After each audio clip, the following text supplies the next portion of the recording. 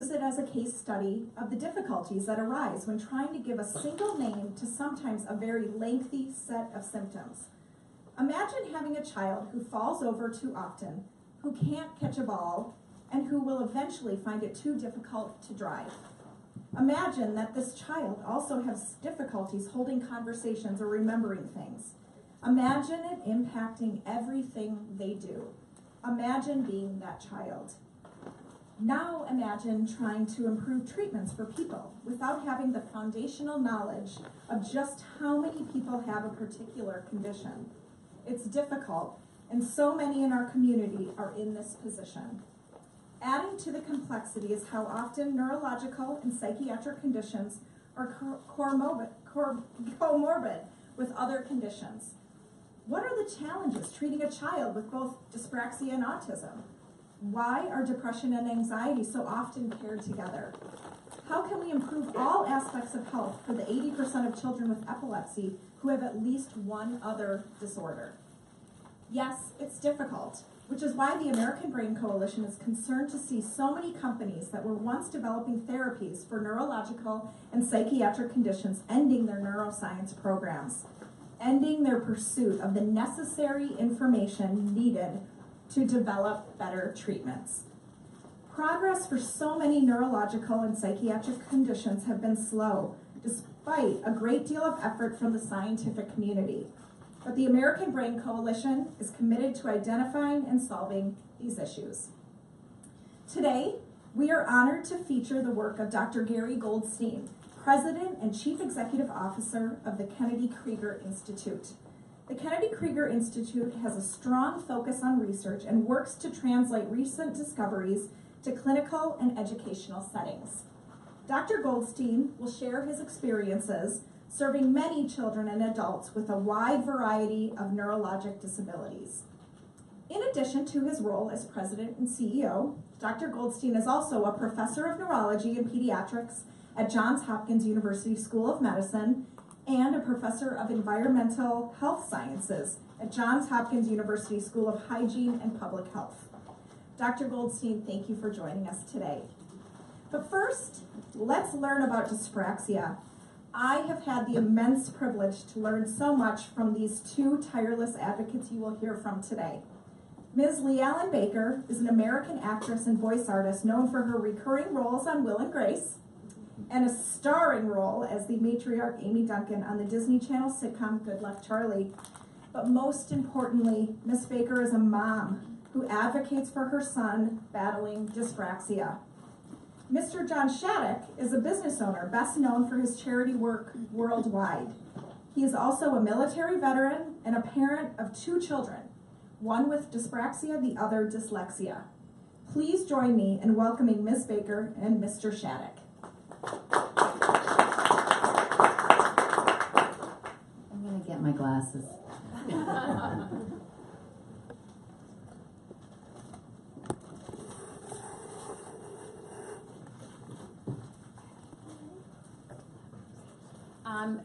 Can I move this down? I'm just a little bit tiny and it's completely, I like to be seen. I'm not used to hiding. Nobody puts baby in a corner. Okay. Just make my way. There we go. Breaking technology. Okay. First of all, I just want to thank everyone for coming out today and to openly support an issue that for some reason is very difficult for people to acknowledge. So come on up here. To help me do this, I'd like to introduce my son, Griffin. So just in case there's any confusion about what dyspraxia looks like, this is my 9-year-old cutie patootie. He's just the sweetest little... You're embarrassing me in front of all these people, Mom. Okay. Sorry about that. Take it easy. Okay, you're right. This is my 9-year-old son. Dude. I want to be called Dude or Buddy. Either of those are fine. You're kidding me right now. No. Okay. I meant my 9-year-old dude. And I have dyspraxia. Okay. So according to the invitation, This briefing will explore what kind of information is needed about complex childhood brain disorders to help us diagnose, treat, and ultimately make a difference in the lives of patients using dyspraxia as a case study. But I am here to talk to you today about the best case scenario of dyspraxia. Griffin has been in the proper therapies with the proper treatment since age 4. This has become our village, a very expensive village not covered by insurance, complete with occupational therapists, physical therapists, behavioral therapists, educational therapists, vision therapists, chiropractors, Western doctors, holistic doctors, developmental pediatricians, and neurologists. That's just to name a few. There are many children with developmental delays and learning disabilities, but I personally like to call them neurological diversities.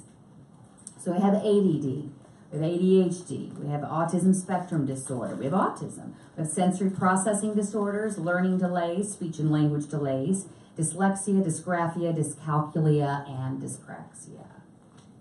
Ladies and gentlemen, that is a lot of disses and isms.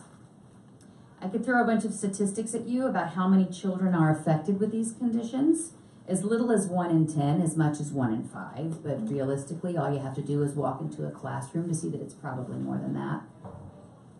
These children have to work extra hard at everyday things: walking, talking, reading social cues, reading, eating, listening, sequencing movements, regulating thoughts and feelings, impulse control, anxiety, focus, organization of thoughts, movements, words, all different manifestations of neurological diversities.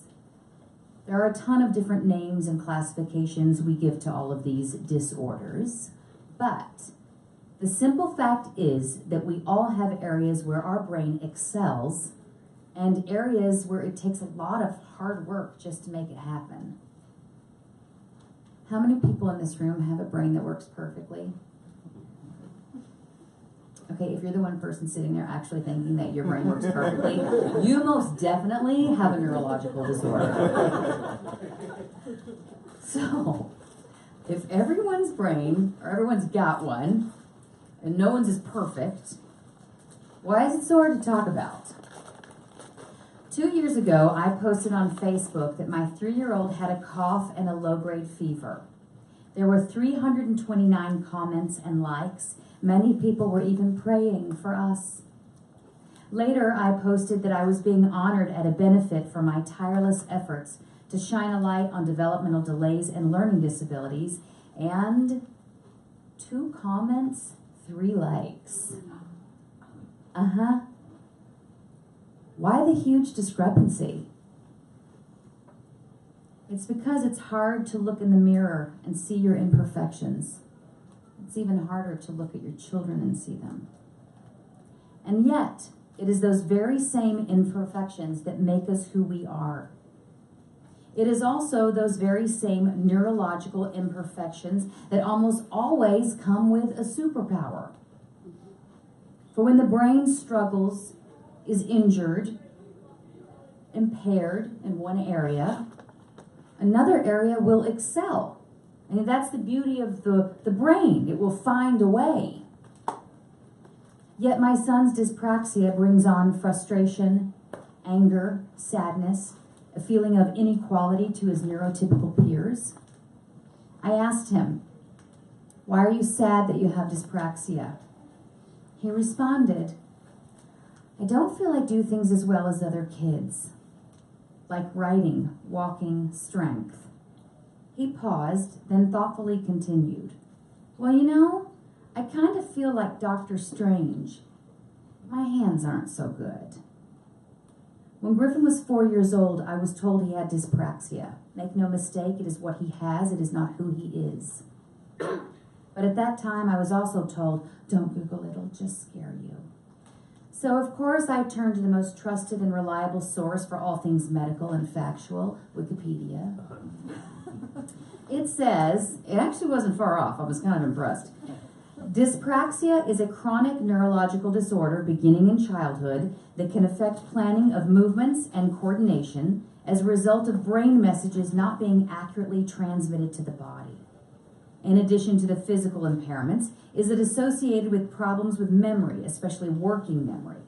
This typically results in difficulty remembering instructions, difficulty organizing one's time and remembering deadlines, increased propensity to lose things, and problems carrying out tasks which require remembering several steps in a sequence, such as cooking. They often have difficulty moderating the amount of sensory information that their body is constantly sending them, so as a result, dyspraxic are prone to sensory overload and anxiety. Still, I Googled more. There were lots of scary phrases: chronic neurological disorder, lifelong impairment, can't be cured. Then I find hope. A picture of Harry Potter, the boy who lived, and he has dyspraxia. So I thought, Daniel Radcliffe can hit his mark, say his lines, and swish his wand. We're gonna be okay. But let me tell you what dyspraxia looks like in real life for a 4-year-old trying to eat a meal. People, eating requires a lot of thought and strength. First, you need to sit upright in a chair, and you need to hold a utensil. Okay, now in which hand? It's hard to tell when you have dyspraxia because you use both of them. I mean, when one tires, you simply switch to the other. And now you have to get the food on the fork or spoon and get it into your mouth. Hopefully it's a good day and you have the proprioceptive sense to get it into your mouth and not your cheek or your eye. And now you have to chew it. Now you have to swallow it. And then there's the conversation. Everybody wants to talk about their day while they're eating. You can't concentrate. You spill. At 4, Griffin requested yogurt at every single meal. I finally said, "My goodness, you really like yogurt." He said, "Not really. It's just easier to eat." He did say that. Wow. Yeah. See, at 4, he knew he was different, even at 4. Okay, now let's cover what that can look like for a first grader. In an educational setting where there is no awareness or diagnosis of dyspraxia, the teacher calls on you to pay attention because you have your head on your desk or in your hand like this. That is what I do. It is what he does. It's not because he's lazy, but it's because he's exhausted and he continuously has to fight low muscle tone and consciously think to sit upright while concentrating on what the teacher is droning on and on about. And little Timmy sitting next to you is tapping his foot and Susie's humming quietly. Now, to prove a point and refocus you, the teacher now asks you a question to something you really do know the answer to, but you have poor short-term memory. It takes 30 seconds to access long-term memory. So while you start to search your long-term memory for the answer that you know, the teacher becomes displeased with your lack of response and starts in at you. Did you hear me? Did you hear me? What's the answer? I mean, we went over this yesterday. What's the answer? Now the answer that you most certainly know is lost in a cacophony of noise, anxiety, and embarrassment. When you have dyspraxia, you have trouble sequencing and organizing. I want to talk about this for a second. That doesn't just mean knowing to put your underwear on before your pants, although it does mean that. I do that all the time, though. Yes, you do. It means it's hard to fill in the gaps in life. Puzzle pieces that you can't see. Griffin and I were watching The Greatest Showman the other day. It showed Hugh Jackman as a little boy. It showed that he and his father were poor. They had holes in their shoes. It showed that they both worked and were treated terribly by their boss. The next scene shows that the father is sick in bed and the young boy tends to him, giving him sips of water. Then it cuts to the boy standing over the father's casket holding flowers. I said, "Griffin, that is so sad that his dad died." He looked at me with surprise and exclaimed, "His dad died?" See, that piece of the puzzle, it wasn't shown. It was missing. It was out of sequence. Yet, because of his dyspraxia, the areas of his brain that are challenged, the area of his brains that are not challenged are awesome. The movie continued. There's a scene where Hugh Jackman watches in awe as his latest talent discovery performs a beautiful song. As the audience starts to cheer, she gives him a quick glance like this. It's literally this quick. She just goes, Griffin pops up out of the couch and says, "Oh no, is he going to ruin his life and have an affair with that woman?" I'm telling you, my husband watched that scene 4 times and it just completely went over his head. Okay, and therein lies his superpower. My son is so kind, so loving, so creative, so outside of the box with his ideas and with his strategies. He's an emotional empath with a stellar sense of humor and a heart of gold.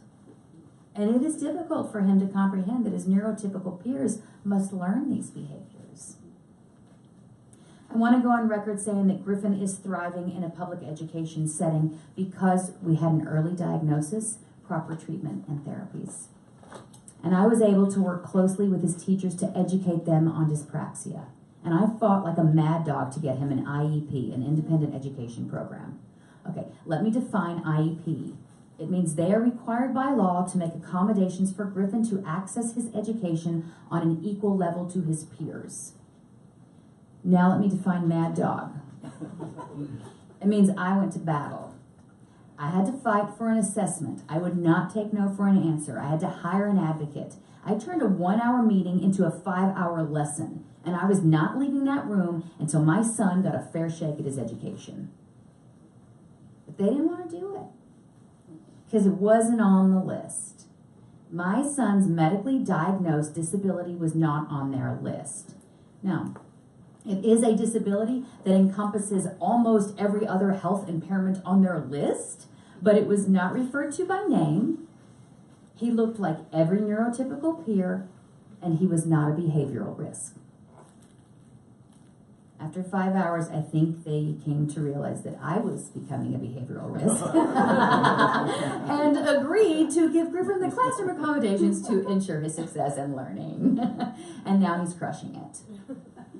So every new year in school brings on the same conversation with a new teacher and a new meeting to explain dyspraxia. Multiple meetings. But I always start with this. I believe that every child wants to do their best, wants to please you. And if they are not thriving, something is amiss. Our teacher this year, Miss Yee, I want to give a shout out to her because she is awesome. Awesome. Yes. She said to me, I applied the techniques, the patience, the visual aids, the repetition that I use for Griffin with my entire class, and I am amazed at how it is helping all of them to thrive. I could see her excitement, the thrill of uncovering this diamond in the rough. These strategies have proven that all kids have gifts. They just open them at different times and in different ways. The other day I had an interesting thought. Happens about twice a year. This one was a good one. Did you know that psychiatrists and therapists used to refer to their subjects as patients? And if your parents knew someone who was seeking treatment, well, that person was just not right in the head. There was an element of shame attached. Today, when someone is in therapy, they are getting healthy. It is admirable that they seek the skills to live a fuller, happier life. They are no longer patients. They are clients. These kids are not patients. They are clients. And the correct treatments are in many cases overriding their disses and isms. Every educational, occupational, physical, behavioral, speech, and language therapy session is riddled with challenges that turn into victories right before your eyes. I've witnessed them. I've seen it. And I'm here to celebrate them. Now, inevitably, at the end of today, I will post to my over 1 million total followers that I have talked to, shared with, sought out people of importance, people in power, people who can make a change for the better in the life of my son, my superhero, my Griffin. I'm betting we get a lot of likes and shares because there's a whole lot of brains out there and every single one of them works differently. I want to be clear. I'm not emotionally moved because I'm sad. I'm moved because I'm proud and I am fortunate. I am lucky. I am blessed to be the mother of a boy who will know what it is like to seek help and advocate for his struggles. And with his strengths, lead a movement to celebrate all of our unique human ways of learning, growing, thinking, writing, walking, talking, loving being. Griffin. Yeah. You are like Doctor Strange. Okay. His hands do not work well, but he is enlightened far beyond the realms of the galaxy. Yeah, he's a superhero. He is.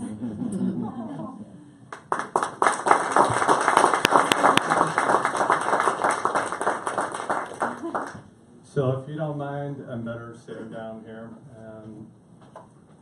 Typically, some of the work I do outside of the country is behind closed doors, not in front of audiences, so and unscripted. This time I thought it important to jot it down and read from it.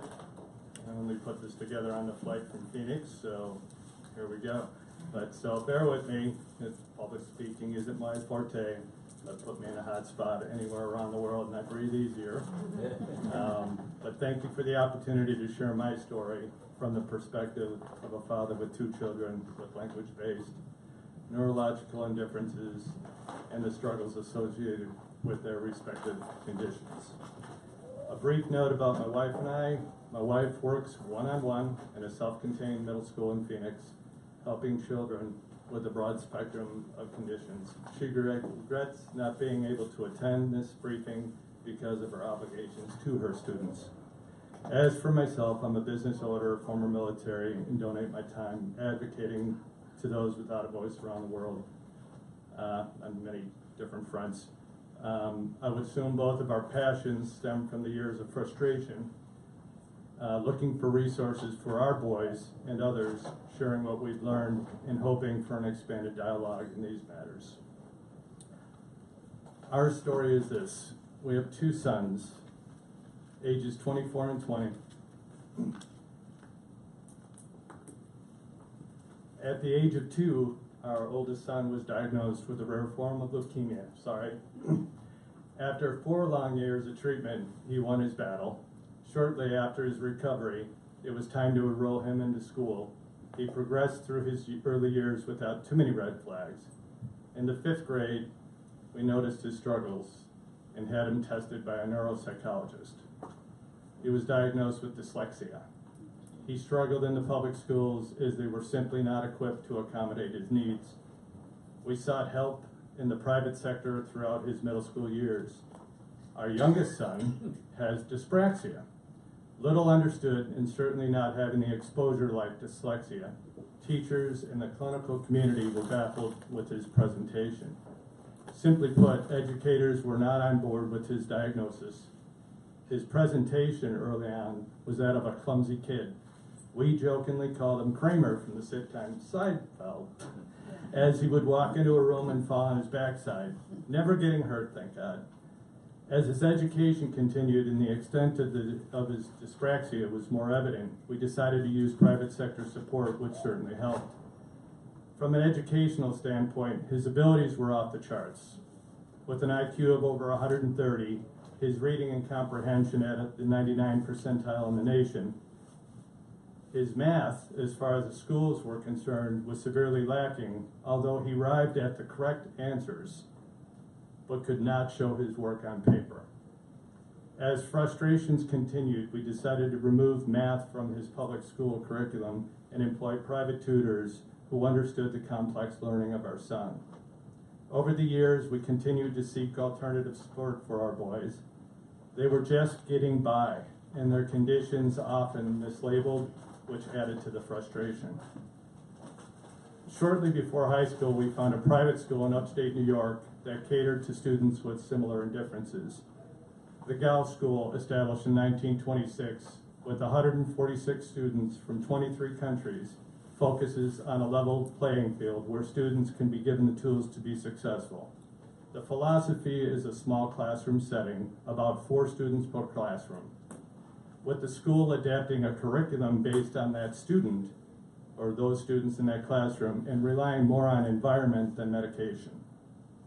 A boarding school was the furthest thing from our mind for a support system, but one that both of our boys chose as a means to address their respective conditions. Our son with dyslexia attended the Gow with relative ease. Our son with dyspraxia, on the other hand, absolutely baffled some of the best professors in the field of learning based in differences. His intelligence was undeniable, but his frustration with perfection enabled his progress. In the end, he finished his 4 years and was offered scholarships to several colleges. Both of our boys continue to use the tools they were taught, but continue to struggle in their college years. My hope is in telling this story, it will shed light on this condition, to allocate funding so that the educators and clinicians can be given the support and training to accommodate these students. We owe that to our children, who are our future. One last thing. I will close with a short story. Near the end of our son with dyspraxia's freshman year at the Gow School, we were asked if we had read his poems. We were unaware that he had any interest in writing. They said, oh yes, his poetry was sent to the state finals and he was published. They never said a word. Having the right resources and accommodations will allow individuals with these conditions to flourish. Please consider our story and know that there are many others with similar experiences. His case has been chronicled over the years, and we'd be more than happy to share the expansive neuropsychological exams with you. Thank you.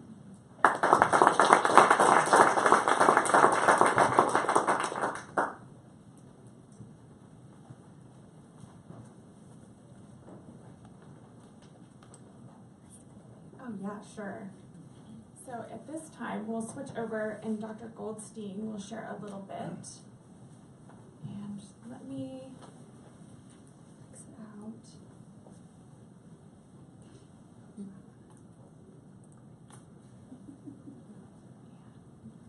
And just click here when you want to play the video and I can switch it back.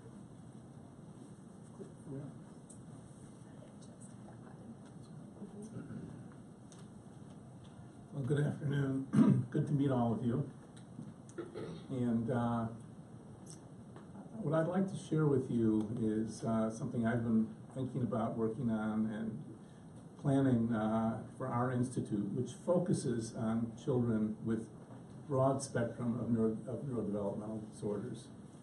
And we serve these children, and so we have experience with this, as clinicians, as therapists, as teachers, social workers. We have our own school, it goes all the way through high school.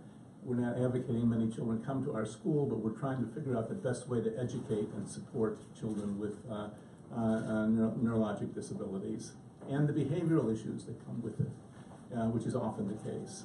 And so I'm going to tell you just a bit about how I see the future, but I wanted to start showing you when we examine a child and make a diagnosis of dyspraxia, what are we really, how do we do this? And I'm talking, what I'm going to show you relates to motor dyspraxia.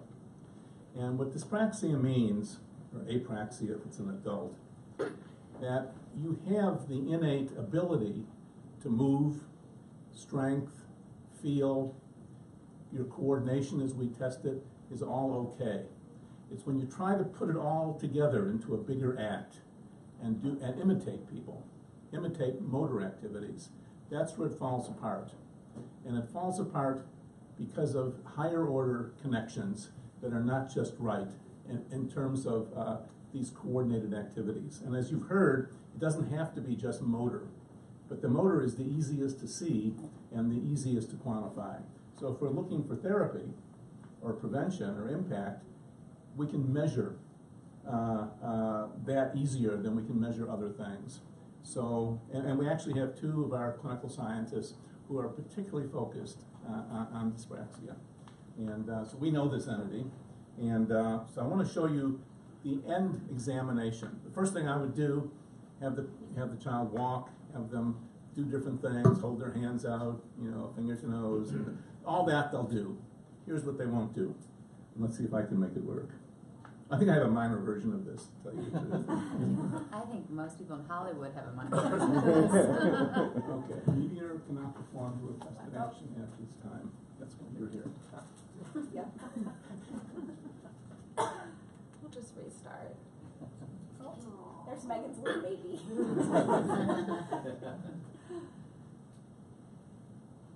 There's no sound. So what this child who's neurotypical, meaning doesn't have one of these issues, is being asked to imitate this somewhat complex motor activity, but you could probably all do this. This boy, watch how he tries to do this.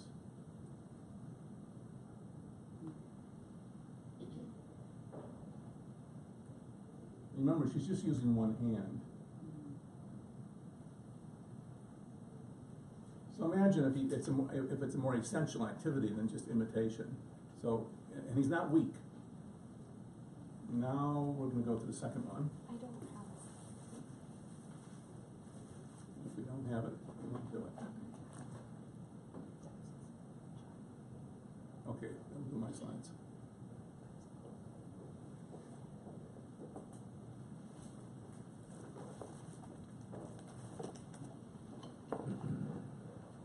Okay. Oh, Go away, ready. Megan. Go away. Don't go away. Okay. So we're gonna wanna, oh, it is all blown up. Okay, good. These are some of the more common neurologic problems that you heard about or not. So most common, attention deficit disorder. And I'm looking around the room, I'm not sure if any of you have it, you're controlling it. So yeah, 10%, I mean, my goodness, sometimes manifests with hyperactivity, other times just trouble hanging on to one thought at a time.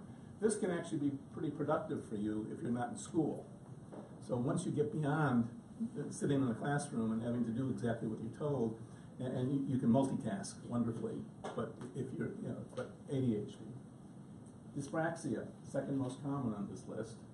Learning disabilities in general. And by learning disorder, we're talking about somebody with normal intelligence. So if you do the neuropsychologic test and do an IQ test, their IQ is going to be in the very normal range. Could be at the top, could be in the middle, could be at the bottom. But they're having trouble reading, for example. That would be dyslexia. 8%. Autism, which we hear so much about and have become we used to think this was 1 in 10,000 children. And it's, I don't know sensitivities, I don't believe this is an epidemic, it's not catching, it's not, but we're now recognizing that so many people are on the autism spectrum, and they really are, and they need special services. Intellectual disability, we used to call mental retardation, less than 2%, epilepsy 1%, cerebral palsy 0.2%.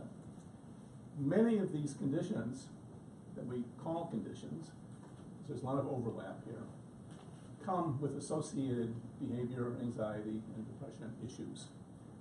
These percentages are of the general population of children. When you get into these disorders, when you can look at it, they associate. So for example, the best data I have is in autism, where about 40% of children who have autism also have a defined mental health comorbidity along with it. So this is what we're looking at. The data I'm using, 1 in 6 children have such a disability, one of these disabilities. Now, in a given family, often the average is 2 children. So chances are 1 in 3 families will have a child, at least one child, with one of these disorders. This is very common. We heard the statistics earlier. More common and more costly because of the lifespan than these diseases, Parkinson's, Alzheimer's, and stroke that you hear so much about and that we're so concerned about, all of us. But this is another breed of childhood disorders that often are with you for a lifetime. And so this is, our institute is dedicated to these children. Last year we saw 24,000 families who have a child with one of these problems or more rare conditions. And they come from every state in the country and many, many countries. So I'm not going to get deep into the science, but what do we think, what can we do today that we couldn't do 5 years ago? Well, because of Google and Amazon and computers in general and memory storage, we can collect and analyze an enormous amount of data. So we can, you're telling us about all the neuropsychologic data you have. Well, that's all numbers, pretty much. We could have, not only we have 10,000 children that we have the same kind of data over time. And it's an enormous number of data points, but it's not, when we talk to like the astronomers who are, looking at billions of stars and billions of galaxies, it's trivial. The numbers are small given what you can really get your hands around. We feel collecting that information is part of the ability to make progress in the future. We want to be able to look at each child separately and be able to find other children just like that child, and then be able to explore them as a group under what is the underlying etiology of this problem. So often this runs in families, and that sort of tells you there's a genetic component to this, and a gene to be found. Now, why do you want to know that? It isn't just for risk assessment. There may be a clue then for therapy, and or modifying this, however you might approach it. And actually, the activity of your genes changes even with special education. So it isn't like the therapy has to be a drug. It can be behavior therapy, it can be educational therapy. This is what you were hearing about. Here's all the issues. I'm not going to, aggression, low self-esteem, low muscle tone. These are the kind of issues that children have.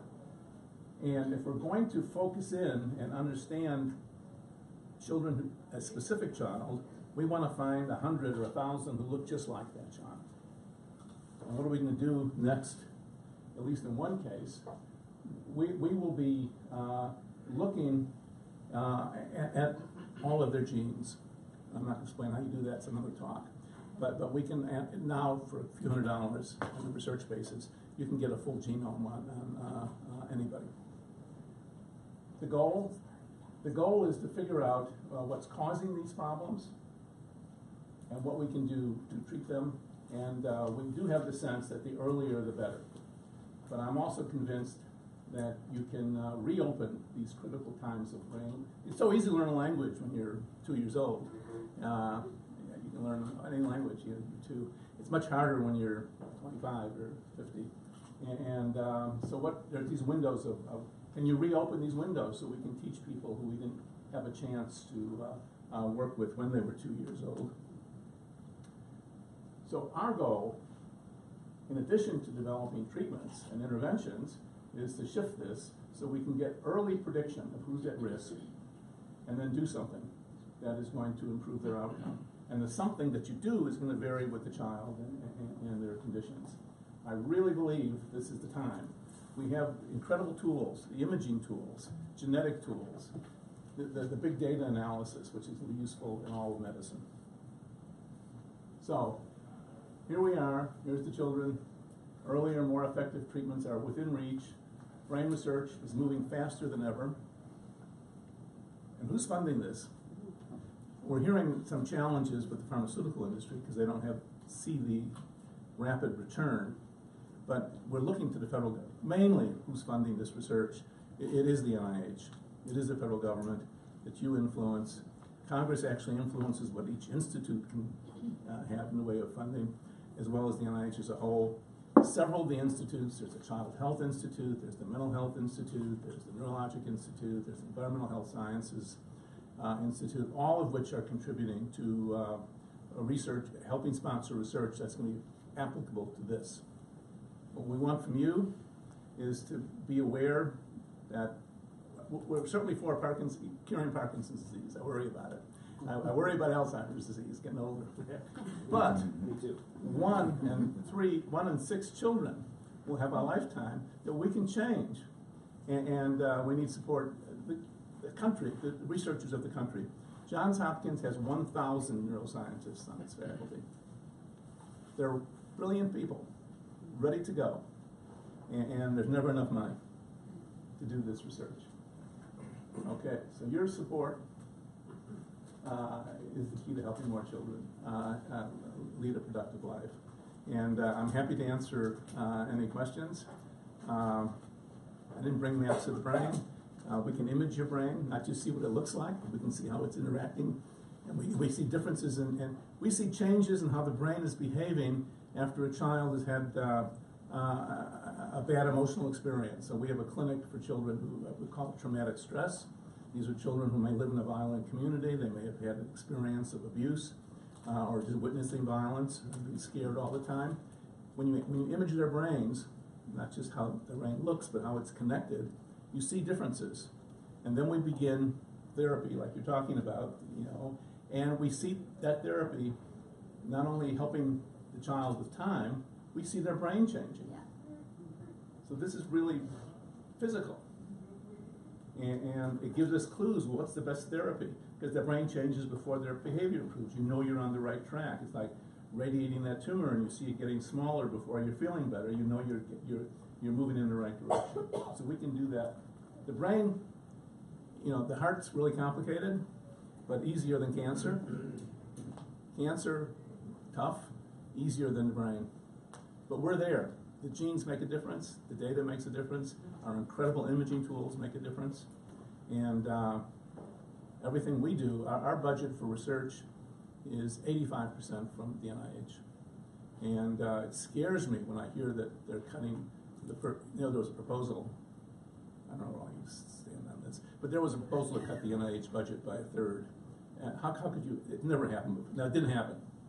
Why didn't it happen? Because I think the people in Congress, 1 in 3 families, they're not going to why would you not want to expand this? So that's the message to bring home to your people who can make the decisions. I thank you, and I'm happy to. Let's go ahead and ask any questions of our panelists, including, I think, Griffin would even take some questions too. He would like some questions, I can He would tell. like some questions So too. start with- So Dr. Goldstein, do you want me to get you a chair, or do you want to just No, I'm stay? fine. You're fine, okay.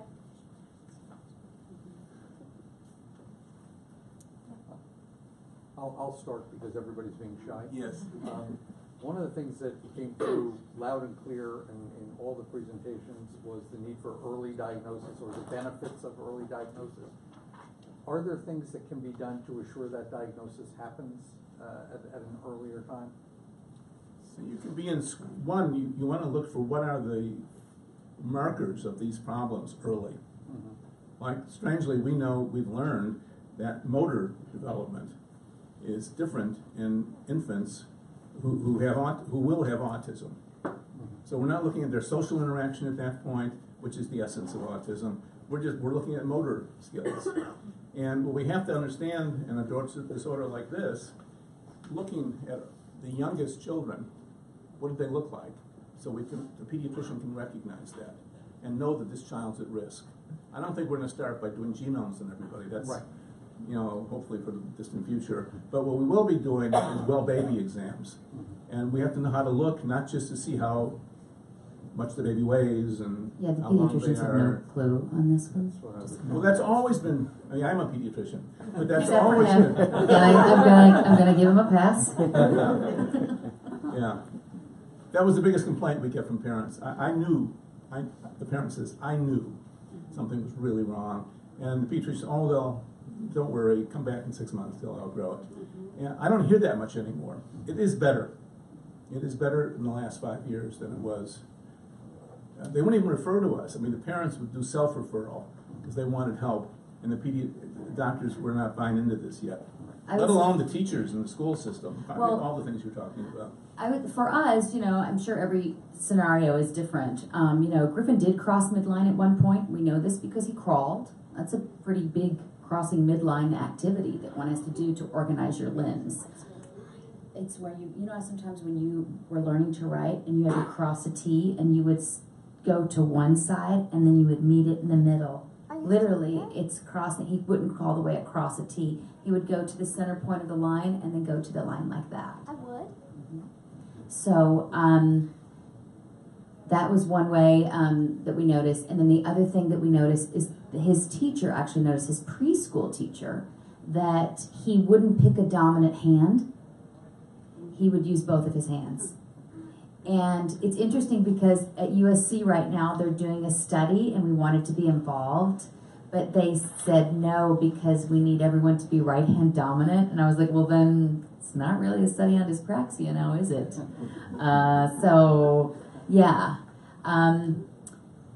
That was the big clue for us. And the other thing is we would say to his teachers, well, he said he doesn't like to write or cut with scissors. And for a while they fell for it because he was such a good storyteller. They would ask him to write something and he would say, no, but let me tell you about this. And it was like, look at the monkey. And then they kind of would, because he was great at telling stories. But eventually, we learned that cutting with scissors was difficult. Even to this day, he is left-handed when he writes. He is left-handed when he eats. But his gross motor skills, such as throwing a ball or even cutting with scissors, needs to be done with his right hand. Well, You can imagine the child I showed you trying to use scissors. And how do we learn? You imitate people. And he would just try. I have another video of him, which we didn't have here, just mimicking erasing a blackboard. And so you just have to go like that. But this boy's all over the place. Both hands are moving. He doesn't get to do that. But yet, intellectually, the rest of the systems are working. And his arms are not weak. It is that he can't lift his arm and do Right. that. But yeah. I don't want to open up a can of worms, but with both of our sons going through different types of diagnosis, we had the gold standard we resided in Illinois when this was happening. We had the gold standard policies for insurance. Nobody would see them. We had to pay self-fund just to get them to look at it. It was averaging $7,000 to $10,000 just for the neuropsych exam, just to get the schools to even consider giving them the support. That's another one of our problems is trying to refer children with the diagnosis, but even getting the diagnosis when the insurance companies are fighting it. I mean, my God, even my son, and I get choked up when I talk about leukemia, we had to sue an insurance company because they claimed pre-existing condition on our son for leukemia at 2 years old. So, we just have to realize at the federal level that it needs to be recognized and it needs to be covered. So that's... Yeah, in other countries, you say dyspraxia, they know exactly what you're talking about. It's like dyslexia here. They know what that means. And here I said, and they're like, oh, how interesting, what is that? It's something that affects so many people, yet not many people know about it. Right. There's a question right here. Thank you. I'd like to start by thanking all four of you for coming and being advocates for something that is a little more difficult to talk about, and for shedding light on something that's really not common knowledge. But on to my questions. Baker, I know that you had mentioned that when Griffin was diagnosed, you were talking, with school administrators, trying to get him an IEP, and that dyspraxia wasn't listed as one of the disorders covered. Has that been fixed, or is that still not covered on a lot of IEPs? That has not been fixed. It was literally a showdown that I just won. Nor in Illinois, Yeah. in Chicago. Or in Montgomery County, over in Maryland. They will say, well, can we qualify them on ADHD? Yep, exactly. Because sometimes children with dyspraxia, it can look like ADD or ADHD, simply because, think about it. If you have to consciously think to really sit your body upright and do a math problem at the same time and listen to someone talking, it's a lot to think about, right? They're actually pretty amazing people that they can manage that. I can't do anything when I'm doing math other than just do the problem, So they wanted to maybe qualify him in that. And, I said, look, I need it to be under this. So there is a blanket, other health impairment. He had the symptoms of almost all of them, but it needs to say dyspraxia. We need that to be changed. Well, in our case, if he was given a prescription, it would help. And we did it for a short period of time, and it wasn't for him until we found an environment in upstate New York where medication is certainly an important component to some of these conditions, but it was more environment and the tools. So The environment is, and the behavioral therapy. He says, it can grow neurons in your brain. It is actually so effective. And another thing I want to just mention with dyspraxia is that there's often a really poor immune system or an overtaxed central nervous system. So drugs is not an option for us. It has terrible consequences for us. It's just not on the table for us. And so, unfortunately, because that part can't be monetized, people don't want to pay attention. Yes. Dr. Goldstein, do you have any sense of how much investment the federal government's making in dyspraxia research? Oh, I think it's a topic. I'd be surprised if it's $100,000. 30 million people. Imagine that. Yeah. I mean, autism was that way. And then they sort of claim, well, it's incorporated and all this other stuff. But with a lot of advocacy and persistent people, parents, not scientists, it changed. Still isn't what they want, but. And I will say too, that there's different levels of severity. I've seen videos of children in the UK with dyspraxia that really cannot make it across the room without falling over. And then there are others where it just sneaks up on you and it's like, oh, he fell. You know, that was the other thing with us. There were lots of falls. You know, and as soon as I explained to Griffin what it was a big weight off of his shoulders, honestly, to go, oh, thank you. There is something there. And I questioned it in myself. I mean, if you want to watch a comedy routine, you set up a camera and watch me cook something because I'm going to drop, I'm going to spill, I'm going to misjudge. I check the recipe 50 times, convinced that I'm going to screw it up. So, you know, the thing that I kind of love about dyspraxia that's so fascinating is that, you know, it's described as immature neurons in certain areas. So no one's neurons are perfect in every area. So there is some component that everyone can relate to in it. So I have a question.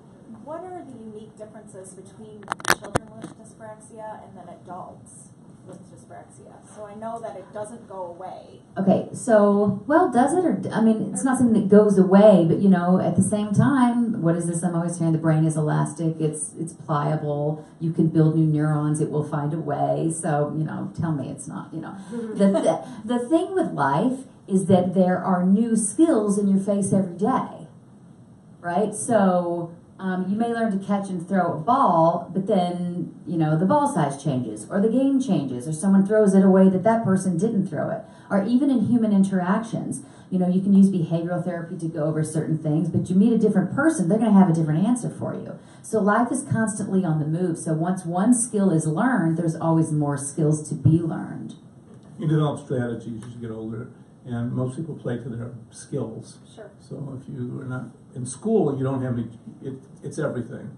So the things you're not doing well really, really stand out and bother you. When you get to be an adult, you're not going to be, you know, if you have autism and you're not social, you're not going to be a salesman.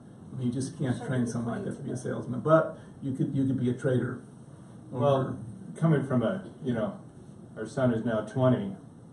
We've watched the evolution, and, you know, thank God he was in an environment where they gave him the tools to recognize his weaknesses and ways to cope, and he does that. He's 20 now, so, you know, that's that age where I don't really have this condition and I'm going to try it on my own. Well, he's realizing, and he's coming to terms with there was a reason for where he was out in New York, and he's doing better, but he's still struggling. He'll struggle the rest of his life. It's more about adapting than anything, and at least from my perspective. So. I have a question for Griffin. Griffin, what kinds of things do you work on with, like, your speech therapist or occupational therapist or whoever's helping you? When you work with Marianne, why don't you tell him what you do? I have an occupational therapist and I practice working out. Mm-hmm. What's your favorite activity that you do? Playing. Playing. That's a good occupational therapist because he thinks he's playing, but she's building your muscles, right? Yeah, I have to throw like this.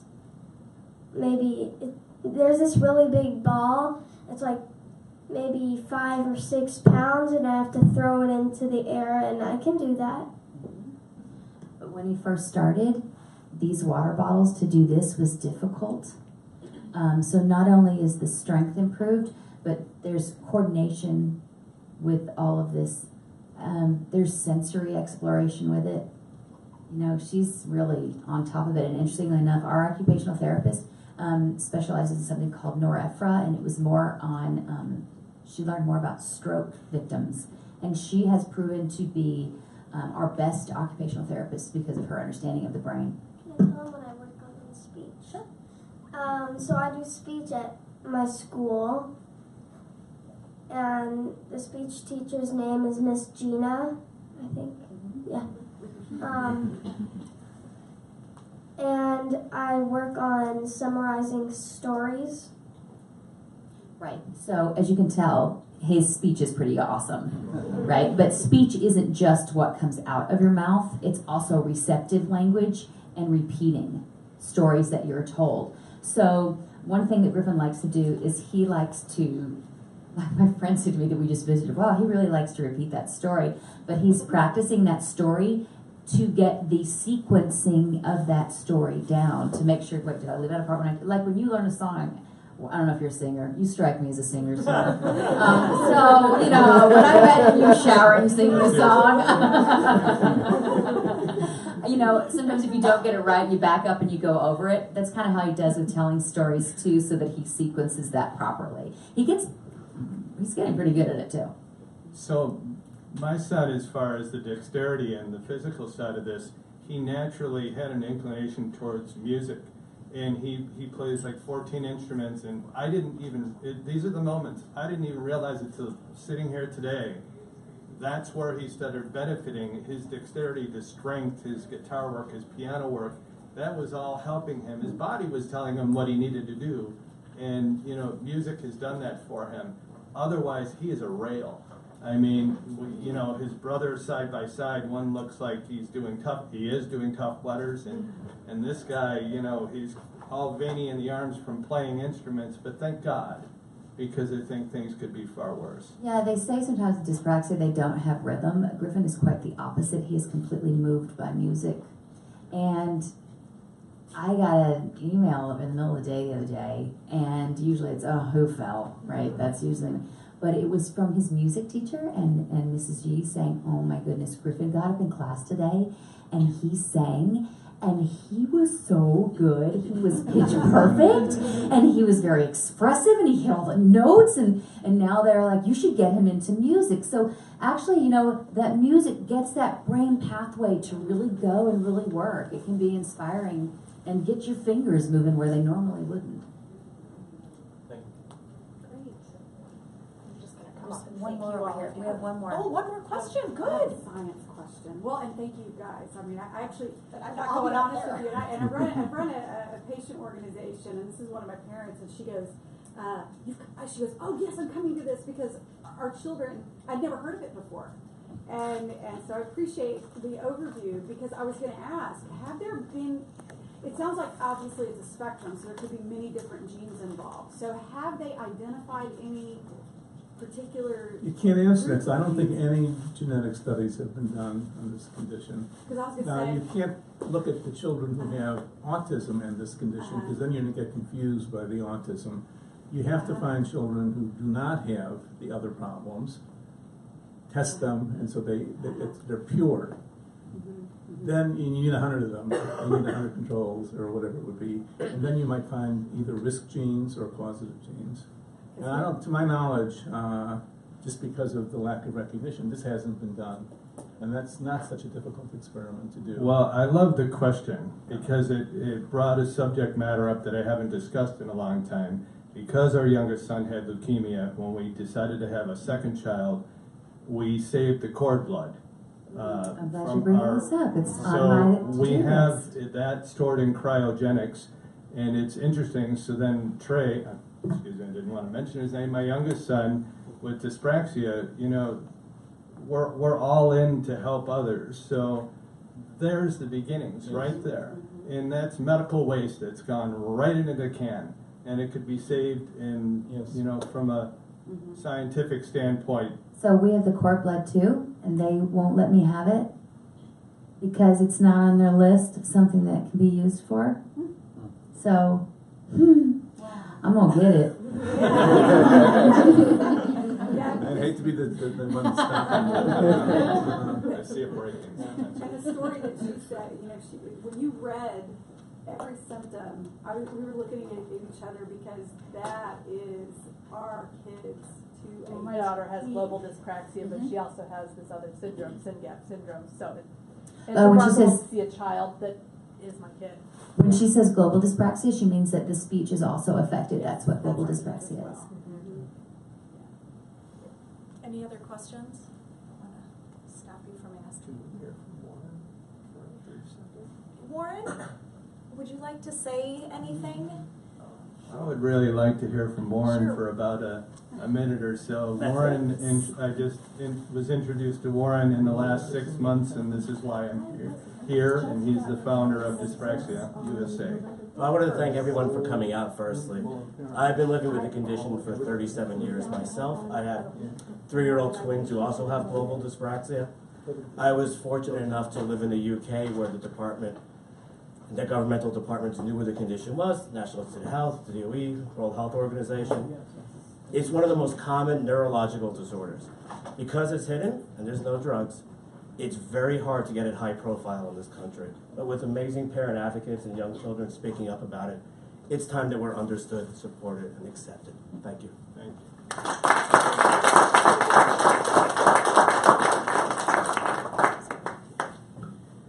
So thank you very much for attending today.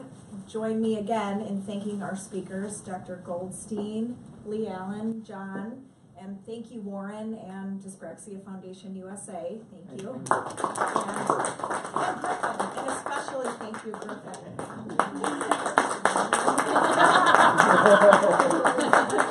Gotta go on a dab. And thank you to the Congressional Neuroscience Caucus. I encourage you all, if your members are not members of the caucus, to join the caucus. If you are a member of the caucus, thank you. So thank you again.